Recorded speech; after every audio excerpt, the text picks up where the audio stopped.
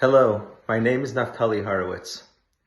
When the email came in asking me to address you, my first thought was, who am I, how am I worthy to address the lofty parents of our soldiers fighting our war? And then I thought to myself, Naftali, seriously, these are your brothers and sisters. How could you not have words from the heart to speak to your brothers and sisters? And so, to all of you, I'm going to share Dvarim Hayotzim min Halev, words that come straight from the heart.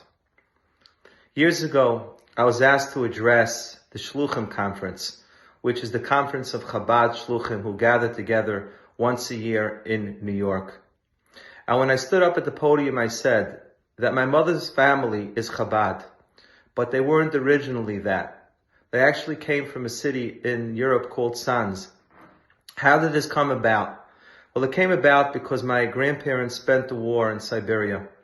And when they came here, they were absolutely penniless. And they had sons that needed to go to yeshiva. 3 sons, my 3 uncles. And they went from yeshiva to yeshiva, and each one demanded a certain sum of tuition, which they could not afford. One day, my grandmother Miriam decided she's going to take matters in her own hands. And she went to the Rebbe of Chabad, the Rebbe Riyatz, who lived on Eastern Parkway, and she knocked on the door. And when the Rebbe himself opened the door, she said to him in Yiddish, Rebbe, these are my sons, these sind meine Kinder. I need somebody to educate them. The Rebbe looked at my grandmother, bent down, took my uncles and embraced them and said to her, Deine Kinder, you think these are your children? Meine Kinder, these are my children as well. And he said, from now on, you need not worry about them. I am going to take care of your children. These children are my children. My grandmother, in turn, dedicated her life to Chabad, and she's buried 1 row away from the Rebbe. The Rebbe's message is rooted in the Tanya. The Tanya tells us that every Jew is one, literally one. Not figuratively, but literally so. Why is that? Because we each carry a soul, we each carry a neshama. And we know that a neshama is a chelik elikai mimal. It is a piece of HaKadosh Baruch Hu. But the word piece itself is a misnomer. You cannot take infinity and break it into pieces.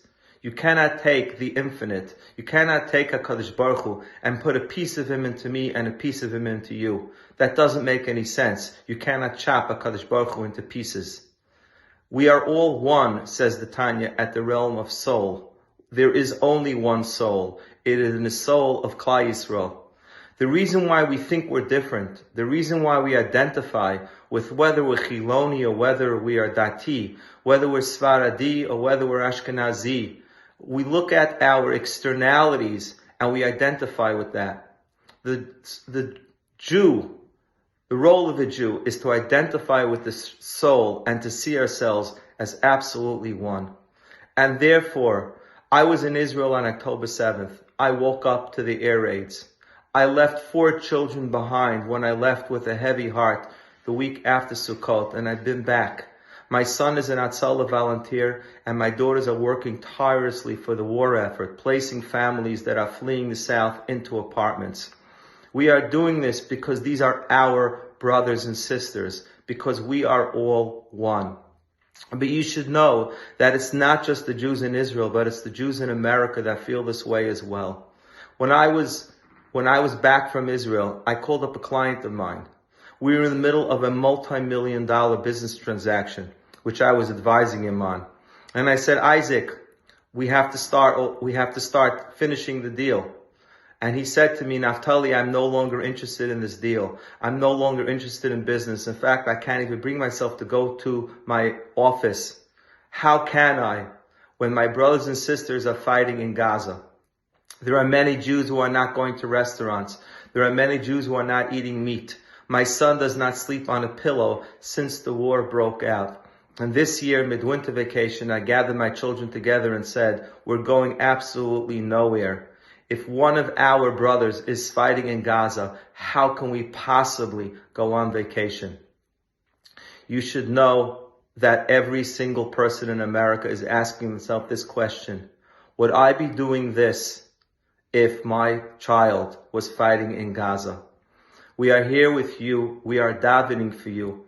And what a zchut, what an unbelievable thing that you and your children are unifying Klal Yisrael in the way that HaKadosh Baruch Hu intended, so that Mashiach could come and redeem us all once and for all. Amen.